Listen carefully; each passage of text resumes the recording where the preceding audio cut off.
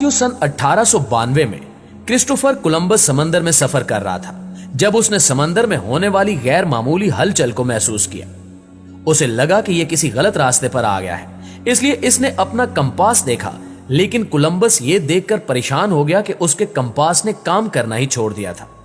इसके बाद उसने आसमान की तरफ देखा, जहां एक बहुत बड़ा आग का गोला समंदर में आकर गिरा, जिसे देखकर उसकी परेशानी में मजीद इजाफा हो गया। चूंकि कोलंबस ये सब कुछ देखकर डर चुका था, इसलिए कोलंबस ने वापस मुड़ना ही मुनासिब समझा।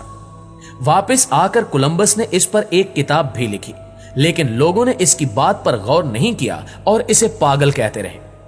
इस हादसे के कई सालों बाद अमेरिका के 14 जंगी हवाई जहाजों ने उसी जगह के ऊपर से उड़ान भरी, लेकिन उस जगह के करीब आते ही उन जहाजों के कंपास ने भी काम करना छोड़ दिया। उस ग्रुप के लीडर लेफ्टिनेंट चार्ल्स ने फौरी तौर पर मदद के लिए कंट्रोल टावर कॉल की, जिसमें उसने कहा कि हमें मालूम नहीं कि हम कहां जा रहे हैं। समंदर का रंग भी सब्ज पड़ चुका है, यह समंदर कौन सा है हम नहीं जानते।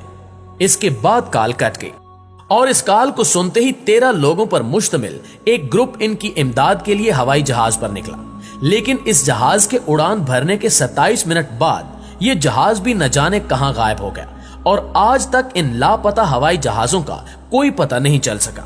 नाज़रीन गिरामी, इसके बाद यहां मौत का ऐसा खेल शुरू हुआ जो आज तक रुकने का नाम ही नहीं ले रहा।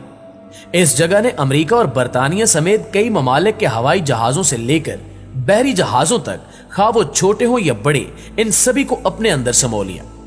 मजीद तशवीशनाक बात यह है कि इन जहाजों पर मौजूद लोगों के बारे में भी कुछ मालूम नहीं हो सका कि वो किस दुनिया में चले गए। इन पुरस्कार हादसों का सिलसिला यहीं पर नहीं रुका, बल्कि इस समुद्री इलाके ने चंद ही सालों में कमोबेश 50 बहरी जहाज, 20 हवाई जहाज और हजारों अफराद को पुरस्कार तरीके से ऐसा गायब किया कि आज तक इनका एक सुराग भी नहीं मिल सका।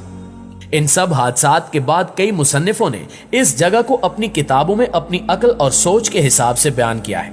इन पुरस्कार वाकयात के बाद इस जगह को बहुत ही अलग और अनोखा नाम दिया गया, जो बरमूदा ट्रायंगल है। यह जगह अमेरिका के शहर फ्लोरिडा से लेकर प्लूटो रिको सल्तनत तक फैली हुई है। इसे डेविल ट्रायंगल भी कहा जाता है।